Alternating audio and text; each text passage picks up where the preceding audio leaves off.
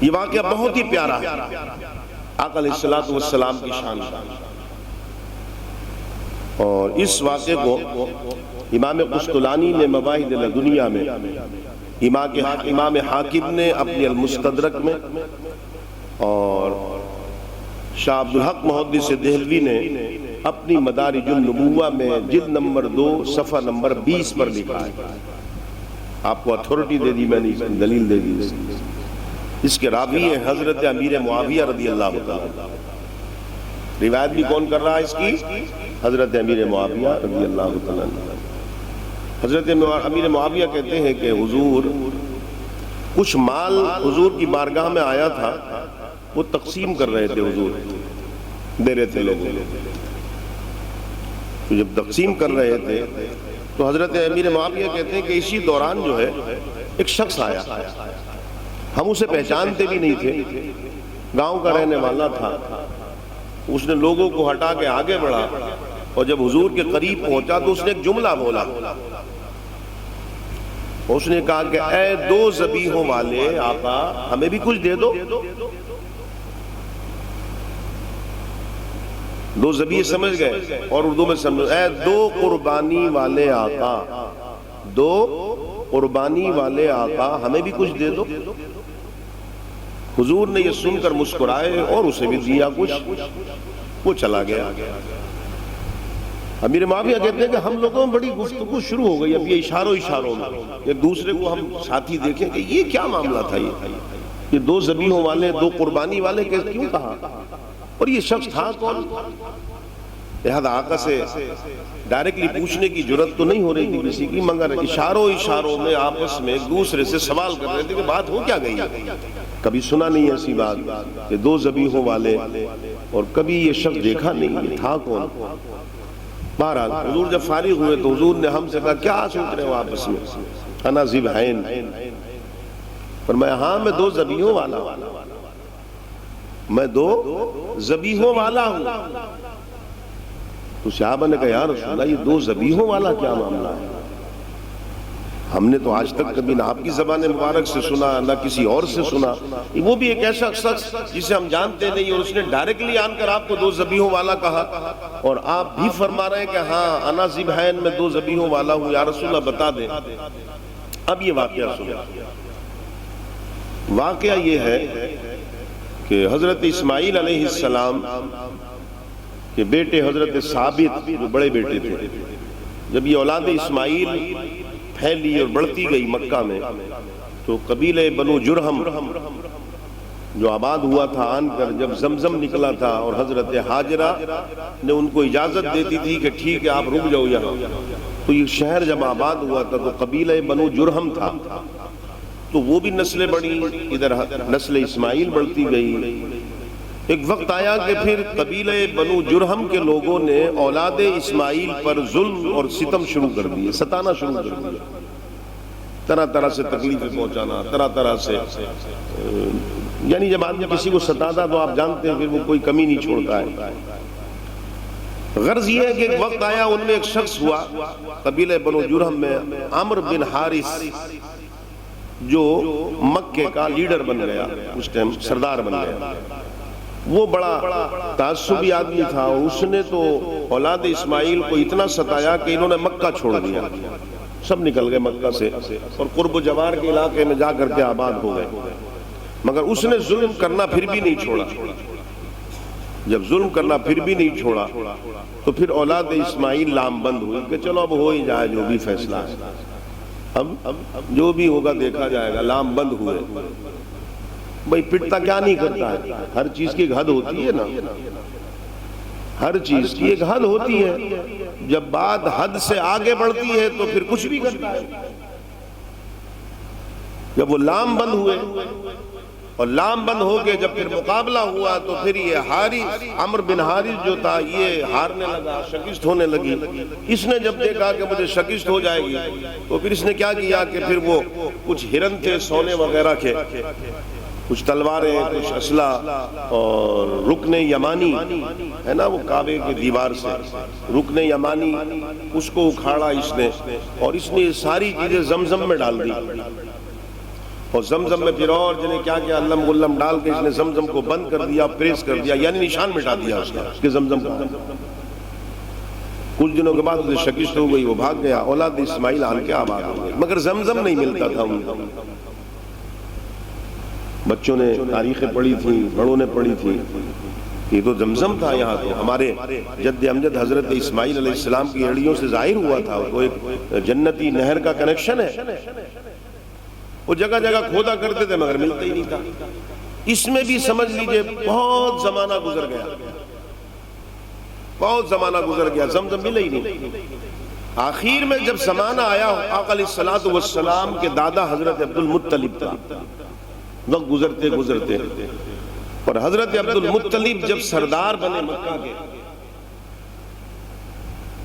تو حضرت عبد المطلب کے اس وقت جیسے آتا ہے کہ 7 یا 8 بیٹے تھے اس وقت تک،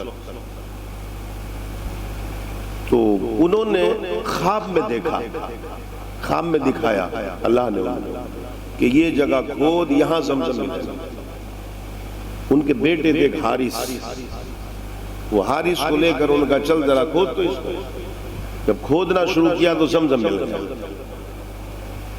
جب زمزم نکل آیا تو ظاہر بات ہے ان کی عزت میں اور 4 چاند لگ گئے، لوگ بڑی عزت کرنے لگے، اور انہوں نے پھر اللہ کا شکریہ ادا کیا۔ اب اس شکرانے میں انہوں نے ایک منت مان لی، ایک نظر مان لی۔ منت مان لیتے نا ہم نے، اللہ تو یہ کام کر دے گا تو ہم یہ کریں گے۔ ایک انہوں نے نظر مان لی کہ میرے مالک تو نے جو مجھے عزت دی ہے اور میرے ہاتھوں سے زمزم تو نے نمودار کر دیا، اور اس بستی میں لوگ مجھے اور عزت دے رہے ہیں، یہ تب تیرا کرم ہے۔ اب میں اس شکرانے کے طور پر ایک نظر مانتا ہوں کہ مجھے تو 10 بیٹے دے۔ کتنے؟ 10، اور 10 کو جوان ہو، 10 جوان ہو، اور جب وہ 10 جوان ہو جائیں گے تو ایک بیٹا تیرے نام پہ قربانی کروں، یہ نظر مان۔ وہ سال بھر یا پھر پیدا ہوئے، غرض یہ 8 یا 7 تو تھے ہی، 10 بیٹے تھے آقا علیہ السلام کے والد تھے۔ جب 10 ہو گئے اور جب 10 جوان ہیں، جو جوان تھے وہ اور زیادہ ہو گئے، جو بچے تھے وہ زبان ہو گئے، تو حضرت عبد المطلب اپنی منت پوری کرنا بھول گئے۔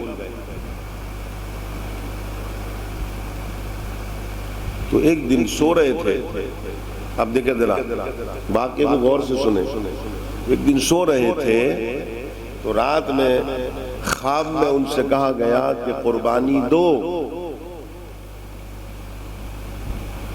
لگ بھگ اس واقعے سے 2000 برس پہلے بھی ایک خواب دکھا کر کہا گیا تھا قربانی دو۔ ایک باپ سے کہا گیا تھا، نہیں کہا گیا تھا؟ اس واقعے سے 2000 برس پہلے بھی کہا گیا تھا اسی زمین پر۔ اب بھی باپ سے کہا جا رہا ہے۔ اس باپ کا نام ابراہیم تھا علیہ السلام۔ کہا تھا نہیں کہا گیا تھا قربانی دے، اب بھی کہا جا رہا قربانی دو۔ جب آنکھ کھلی حضرت عبد المطلب کی تو حدیث میں واقعہ آتا کہ آپ نے پھر دمبا ذبح کر دیا، جیسے کہ حضرت ابراہیم علیہ السلام نے کیا تھا پہلے خواب میں۔ دوسری رات ہوئی، پھر خواب دکھایا گیا حضرت عبد المطلب کو، وہ قربانی دو جس کی نظر مانی تھی۔ پھر اٹھے دوسرے دن تو حدیث پاک میں آتا کہ گائے کو ذبح کر دیا۔ تیسری رات پھر کہا گیا وہ قربانی دو جس کی نظر مانی تھی، تو تیسرے دن اٹھ کر اونٹ ذبح کر دیا۔ چوتھی رات میں پھر بتایا گیا اس کی قربانی دو، بیٹے کی جو تم نے نظر مانی تھی، 10 ہوں گے تو ایک بیٹا ذبح کروں گا۔ بس صبح کو جب اٹھے تب یاد آ رہے ہاں میں نے نظر مانی تھی، 10 بیٹوں کو بلایا، 10 بیٹوں کو بلا لیا، کہا بیٹا ایسے ایسے نظر مانی تھی میں نے، کیا ارادہ تمہارا؟ تو بیٹوں نے کہا اب آپ کی مرضی ہے، جس کو چاہے قربان کر دے، نام تو کسی کا لیا نہیں تھا آپ نے۔ تو آپ نے کہا ایسے میں کیسے کر دوں؟ تو آپ نے پھر قرعہ ڈالا۔ قرعہ سمجھ گئے؟ اپنی زبان میں کیا بولتے ہیں ہم لوگ؟ پرچی ڈالنا۔ کیا کہتے ہیں اس کو؟ پرچی ڈالنا۔ پرچی ڈالتے ہیں نا، تو قرعہ ڈالا۔ جب قرآن ڈالا تو جب پرچی نکالی تو نام حضرت عبداللہ کا آیا، اس میں حضور کے والد کا جب نام آیا تو انہوں نے کہا ٹھیک ہے چلیے ابا. بس وہ لے کر کے حضرت عبداللہ کو جب نکلے باہر گھر سے تو مکے والوں نے کہا کہاں جا رہے ہیں؟ کہا قربانی کرنے اس کی. کہا نہیں ان کو قربان نہیں ہونے دیں گے ہم. مکے والے کھڑے ہو گئے، چھڑا لیا. کہا ان کو نہیں، یہ جیسا حسین تو مکے میں دیکھا ہی نہیں ہے ہم نے کسی. اس کی پیشانی میں تو پتہ نہیں کیا نظر آتا ہے ہمیں، اسے قربان نہیں ہونے دیں گے. غرض یہ کہ بعد بہت بحث و مباحثہ چلا، سب کچھ ہوا تو کسی نے کہا کہ ملک شام میں ایک اللہ کا ولی ہے جو مذہب یہودیت پر ہے، حضرت موسیٰ علیہ السلام کا امتی ہے، مگر ہے بڑا اللہ کا نیک بندہ، اللہ کا ولی ہے، اس کے پاس جایا. تو آپ کے دادا اس کے پاس گئے، سارا واقعہ سنایا. تو اس نے کہا کہ وہ جس بیٹے کا نام نکلا ہے نا اس بیٹے کو میرے پاس لے کے آؤ. تو آپ پھر آئے، حضرت عبداللہ کو لیا، پھر لے گئے. بس جب اس یہودی عالم نے دیکھا تو وہ تڑپ گیا. اس نے کہا کسے ذبح کرنے لے کے جا رہے ہو؟ اسے؟ ارے اسے ذبح کرنے لے کے جا رہے ہو؟ اس نے کہا اللہ کی عزت کی قسم، اس کی پیشانی میں تو میں نور محمدی دیکھ رہا ہوں. یہ تو تمہارا بیٹا وہ ہے کہ جس کی صلب میں وہ نور پرورش پا رہا ہے جو نبی آخر الزماں کا نور ہے. اسے ذبح کیسے کر سکتے ہو تم؟ اور یہ ذبح کیسے ہو سکتا ہے؟ ہو ہی نہیں سکتا ذبح. تو آپ کے دادا نے کہا کہ پھر کیا کیا جائے اس میں؟ تو اس نے کہا کہ کام کرے، تمہارے پاس کیا ہے؟ جانور اوپر کچھ ہے؟ فرمایا ہاں میرے پاس ہے، اس ٹائم 100 اونٹ ریڈی ہیں بالکل طبیلے میں میرے.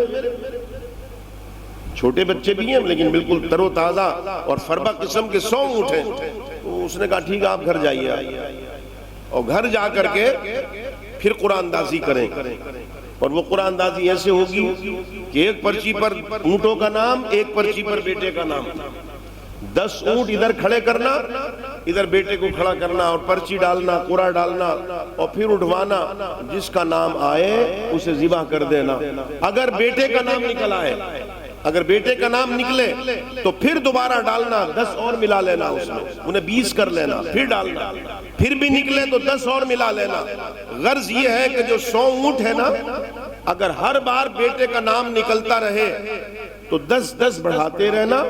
اور جب 100 پورے ہو جائیں اور پھر بھی بیٹے کا نام ہی نکلے تو اس نے کہا کہ ویسے نکلے گا تو نہیں، میں نے جو پڑھا ہے توریت میں، انجیل میں، وہ ساری چیزیں اس تمہارے بیٹے کی پیشانی پر نظر آ رہی ہیں، مگر 100 اونٹ کھڑے کر کے اگر پھر بھی بیٹے کا نام نکلے تو پھر بیٹے کو ذبح کر دینا اور اونٹوں کو چھوڑ دینا.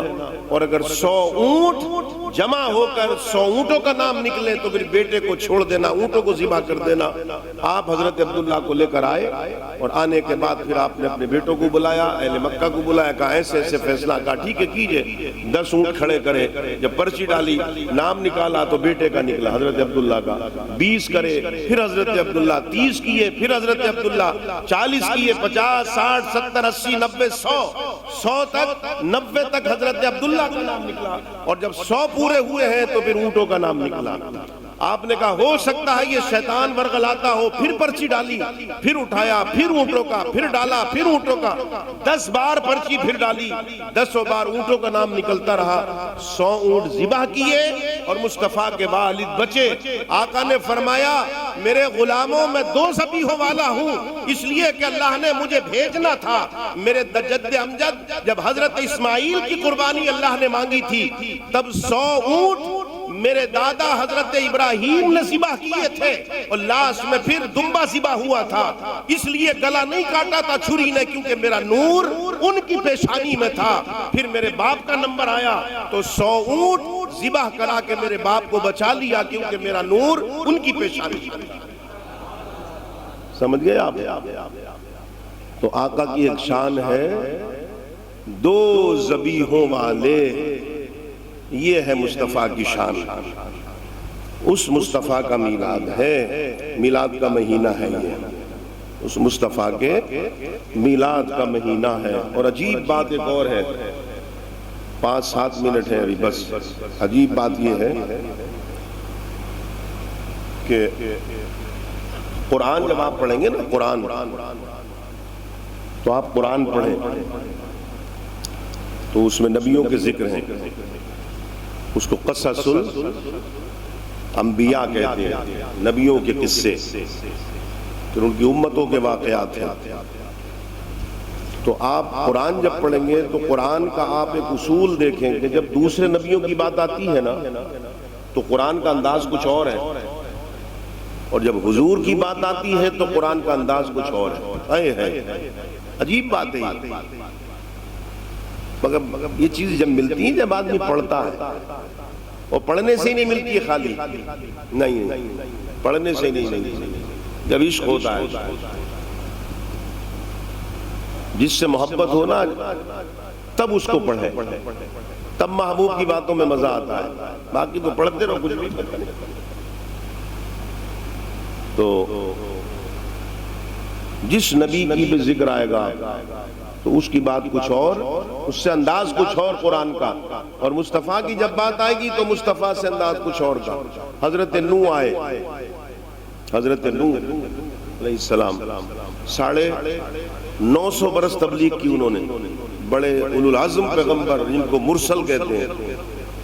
جب قوم کی طرف آئے تو آپ نے جب دعوت دی قوم کو کہ میری قوم آؤ، وَلَقَدْ أَرْسَلْنَا نُوحًا إِلَىٰ قَوْمِهِ فَقَالَ يَا قَوْمِ اعْبُدُوا اللَّهَ مَا لَكُم مِّن إِلَٰهٍ غَيْرُهُ إِنِّي أَخَافُ عَلَيْكُمْ عَذَابَ يَوْمٍ عَظِيمٍ۔ آپ سورہ اعراف پڑھیں 8واں پارہ آیت نمبر 65 سے جب آپ پڑھنا شروع کریں گے آپ کو یہ واقعے ملیں گے۔ اللہ فرماتا میں نے نوح کو بھیجا اس کی قوم کی طرف، نوح نے کہا میری قوم اللہ کی عبادت کرو، اگر ایسا نہیں کرو گے تو عذاب آ جائے گا۔ قال الملأ من قومه، تو قوم نے کیا جواب دیا؟ قوم نے کہا قال الملأ، وہ جو قوم کے پٹیل لوگ تھے، قوم کے پٹیل لوگ، خدا ہر دور میں رہتا ہے، یاد رکھیے ہر دور میں رہتا ہے۔ حضور سے جھگڑا کس بات کا تھا؟ ابو جہل کا۔ ابو جہل کی کتابوں، آج بھی کتابوں میں پڑھیں آپ، کتب تاریخ میں اور کتب سیرت میں آج بھی آپ بھی پڑھیں، ابو جہل کہتا تھا ہم مانتے ہیں آپ اللہ کے رسول ہیں، مگر کلمہ نہیں پڑھیں گے آپ کا، اس لیے کہ ہماری لیڈرشپ کا معاملہ ہے بھائی۔ آپ کا کلمہ پڑھ لیں، آپ کے پاس گھر بھی نہیں ہے، آپ کے پاس جائیداد بھی نہیں ہے، ہمارے پاس دیکھیں دولت ہے، ہم کیسے مان لیں آپ کی بات کو؟ ایک معمولی سے امام کی بات کو پیسے والا مان لے، ارے یہ کیسے ہو جائے گا؟ ارے تم مولانا ہو بابا، مدرسے میں پڑھنے والے، ہمارے اشاروں پر چلنے والے، اشارے میں تمہیں نکال کے لمبا کر دیں، اشارے میں ہم تمہاری بات مانیں؟ ہم ہیں، ہماری بات مانو گے، ہوتا ہے نا؟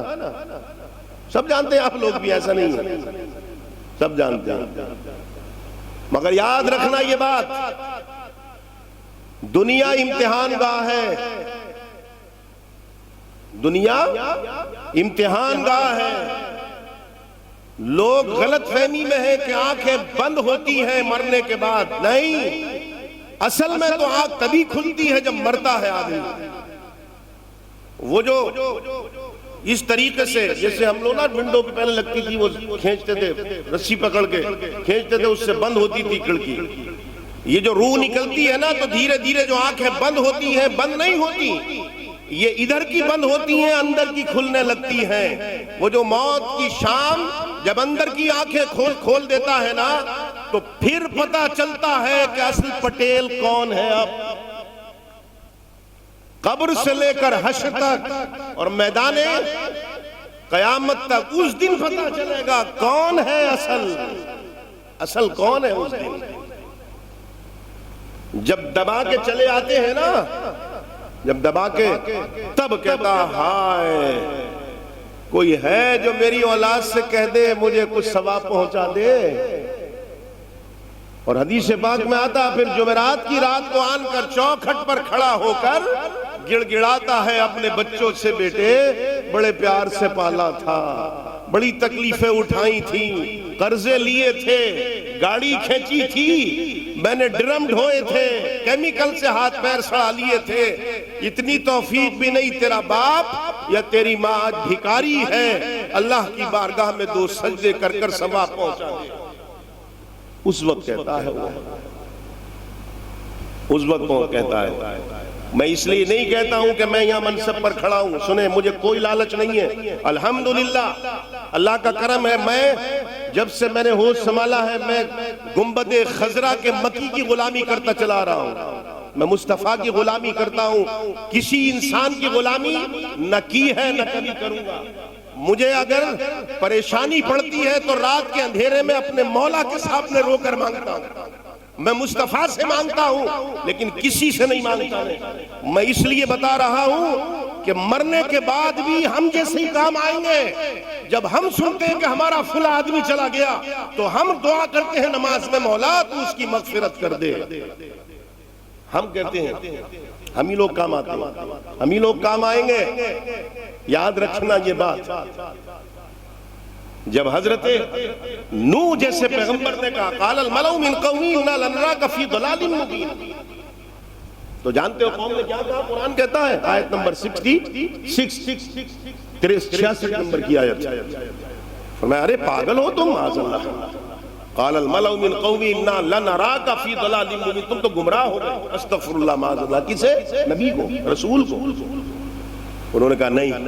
جب ان کا کہا گمراہ ہو گئے تو رب نے فرمایا آپ نے دعا کی مولا یہ کہہ رہے ہیں مجھے، فرمایا جواب دے دے، تو جواب دے. کہا کیا کہوں؟ کہا وہ کہے نا جو تجھے کہنا ہے. تو حضرت نوح نے کہا قال یا قوم لیس بی ضلالہ ولکنی رسول من رب العالمین، میری قوم میں گمراہ نہیں ہوں، میں اللہ کا رسول ہوں. اب قرآن بتا رہا ہوں پڑھ کر میں آپ کو، اس لیے عقیدے درست کر لو. کسی کی غلامی مت کرو، مصطفیٰ کی غلامی کرو. کسی سے مت مانگو، مصطفیٰ سے مانگو. یاد رکھنا مصطفیٰ کی غلامی کرو گے دنیا تم سے بھلے ہی حسد کرتی پھرے مگر تمہارا کوئی بال بیکا نہیں کر سکتا، اللہ تمہیں عزت دے گا. اور اگر مصطفیٰ کی غلامی چھوڑ کر کسی اور کی غلامی کرو گے تو دنیا ذلیل سمجھے گی، کچھ بھی نہیں ملے گا. اس کے بعد حضرت ہود وَإِلَىٰ عَادٍ أَخَاهُمْ هُودًا قَالَ يَا قَوْمِ اعْبُدُوا اللَّهَ مَا لَكُم مِّنْ إِلَٰهٍ غَيْرُهُ أَفَلَا تَتَّقُونَ. حضرت ہود کو کہا، میں نے ہود کو بھیجا قوم کی طرف، میرے ہود نے بھی جا کر کے یہ کہا دیکھو اللہ کی عبادت کرو، اللہ کے علاوہ کسی کی عبادت مت کرو. قال الملأ الذين كفروا من قومه، تو اس کے قوم کے بڑے بڑے جو کافر تھے، محلے کے بڑے بڑے جو دولت مند تھے، انہوں نے کیا کہا؟ انہوں نے بھی یہ کہ تو کہا قال الملأ الذين كفروا من قومه انا لنراك في سفاهة واني لنظنك من الكاذبين، کہ اے ہود معاذ اللہ تم تو مینٹلی پیشنٹ ہو گئے، دیوانے ہو گئے، اور استغفر اللہ معاذ اللہ تم جھوٹے ہو. کس سے کہا؟ نبی سے. بتا کون رہا قرآن؟ ذرا غور سے سنیں آپ، قرآن پڑھ رہا ہوں میں، کسی مولوی کی کتاب نہیں ہے، یہ رب کا کلام ہے. بتانا چاہتا ہوں ان آیات کو پڑھ کر کہ مصطفیٰ کی شان کیا ہے. تو جب حضرت ہود کو کہا کہ تم تو پاگل ہو اور جھوٹے ہو معاذ اللہ، حضرت ہود نے کہا مولا اب کیا کروں میں؟ فرمایا جواب دے. کیا جواب دوں؟ کہا جواب دینا تو میرا نبی ہے، کوئی معمولی چیز تھوڑی ہے. تو حضرت ہود نے کیا کہا؟ قال یا قومی لیس بی سفاہہ ولکنی رسول من رب العالمین. حضرت ہود نے کہا میری قوم میں بے وقوف نہیں ہوں، میں اللہ کا رسول ہوں. اسی طریقے سے اور نبیوں کو پڑھ لیں، بات بہت لمبی ہو جائے گی. جس نبی کی توہین کی قوم نے جواب نبی سے دلوایا. جواب کس سے دلوایا؟ نبی سے. آئیے مصطفیٰ کو سنیں اب آخر میں 2-3 منٹ. مصطفیٰ نے فارا کی چوٹی پر کھڑے ہو کر کے اعلان کیا سنو میں اللہ کا رسول ہوں. اعلان نبوت جب کیا مکے والے سب جمع تھے، مجمع تھا ایک، اسی مجمع میں سے ایک شخص آگے بڑھا، لوگوں کو ہٹاتا ہوا، اور آگے بڑھ کر اس نے ہاتھ اٹھا کر یوں کر یوں کچھ کہا. اب کیا کہا وہ قرآن میں نہیں. حضرت نوح کو کیا کہا قرآن میں ہے کہ نہیں؟ پڑھ کر سنایا. حضرت ہود کو کہا قرآن میں ہے کہ نہیں؟ اس نے ہاتھ اٹھایا اور ہاتھ اٹھا کر حضور کی شان کے خلاف کچھ بولا. اب وہ بولا کیا وہ قرآن میں ہے ہی نہیں. آئے ہے، یہ ہے مصطفیٰ کی شان. رب نے وہ جملہ قرآن میں بھی داخل نہیں کیا، اور جب اس نے کچھ کہا ہاتھ اٹھا کر تو رب نے کہا میرے محبوب تو مت بولنا، نوح سے جواب دلوایا، ہود سے دلوایا، اب فرینڈ میں تیرا رب آن کر خود بولے گا۔ جب اس نے ہاتھ اٹھایا تو رب نے کہا تبت یدا ابی لہب و تب، ابو لہب میرے محبوب پر ہاتھ اٹھانے والے تیرے ہاتھ ٹوٹ جائیں۔ اگر یہ بات حضرت عبدالمطلب بولتے تو بات سمجھ میں آتی کہ دادا بولتا ہے پوتے کے لیے، اگر یہ بات حضرت آمنہ بولتی تو بات سمجھ میں آتی کہ ماں بولتی ہے بیٹے کی محبت میں، وہ رب ہے، رب رب ہو کر کہہ رہا ہے ابو لہب تیرے ہاتھ ٹوٹ جائیں میرے مصطفیٰ پر ہاتھ اٹھانے والے۔ حضور کے صاحبزادے کا وصال ہوا تو ابو جہل نے کہا یا کسی نے بھی کہا کہ آپ ابتر ہو گئے، ابتر کہتے ہیں جس کی نسل ختم ہو جائے، تو اب وہ جملہ بولا تو بولا کیسے یہ قرآن میں جب کہا آپ ابتر ہو گئے، رب نے کہا میرے مصطفیٰ کو ابتر کہنے والوں، مصطفیٰ ذرا ہٹ تو سائڈ میں کو میں جواب دوں گا، فرمایا اِنَّا شَانِئَكَ هُوَ الْأَبْتَرُ، میرے مصطفیٰ کو ابتر کہنے والوں تم ابتر ہوگے، تمہاری نسل ختم، تمہارے نام ختم، تمہاری اولاد ختم، میرے مصطفیٰ کی نسل تو قیامت تک روئے زمین کے ہر خطے پر رہے گی، روحانی اولاد ہر وقت رہے گی، اور میرے مصطفیٰ کے لخت جگر حسن و حسین کی اولادیں بھی رہیں گی۔ آخری بات، ایک شخص آیا، نام ولید بن مغیرہ ہے اس کا، حضور کے برابر سے نکلا، حضور کے برابر سے نکلا، اور برابر سے نکل کے حضور کو مجنو کہتا ہوا نکلا۔ کیا کہتا ہوا؟ مجنو کہتا ہوا، اور آگے جا کے کھڑا ہو گیا۔ تصور میں مثال دیتا ہوں میں آپ کو، حالانکہ مثال آقا کی شان کہاں اور مثال کا، مگر اس لیے دے رہا ہوں کہ سمجھ میں آ جائے، سمجھ میں آ جائے۔ ایک تصور بنائیں، گود میں ہمارے کوئی بچہ ہو جسے ہم گھر میں بڑا پیار کرتے ہو، جسے ہم گھر میں بڑا پیار کرتے ہو، اور کوئی مذاق میں بھی اس کے برابر سے نکل جائے تو بہت برا ہے، تو وہ چڑ میں رونے لگتا ہے، نہیں رونے لگتا ہے؟ تو جس کی گود میں ہوتا ہے وہ ماں ہو، باپ ہو، چچا ہو، دایا ہو، وہ سینے سے لگا کہتا نہیں میرے لال یہ برا ہے، اس کی صورت بری ہے، اس کا چلنا برا ہے، تیری تو ہر چیز اچھی ہے، دیتا تسلی نہیں دیتا ہے۔ ایک میں نے مثال دی ہے، جب اس نے کہا کہ آپ مجنو ہیں تو حضور کو تکلیف پہنچی، جب تکلیف پہنچی تو رب نے پھر یہ گوارا نہیں کیا، رب کو جلال آ گیا، رب نے فرمایا میرے محبوب یہ تجھے مجنو کہہ رہے ہیں، وَمَا أَنْتَ بِنِعْمَةِ رَبِّكَ بِمَجْنُونَ۔ اب اپنی محبت کی اور اپنی رحمت کی گود میں لے لیا رب کو، مصطفیٰ کو رب نے اپنے محبوب کو اپنی رحمت کی گود میں لے لیا، اور گود میں لے کر اور اپنی قدرت کے سینے سے لگایا، اور سینے سے لگا کر اور تھپ تھپا کر کہا وَإِنَّكَ لَأَجْرًا وَمَا أَنْتَ بِنِعْمَةِ رَبِّكَ بِمَجْنُونَ۔ میرے محبوب اپنے رب، آپ کے رب کے کرم سے آپ مجنون نہیں ہیں۔ وَإِنَّكَ لَعَلَىٰ خُلُقٍ عَظِيمٍ، میرے محبوب تو خلق عظیم پر فائز ہے۔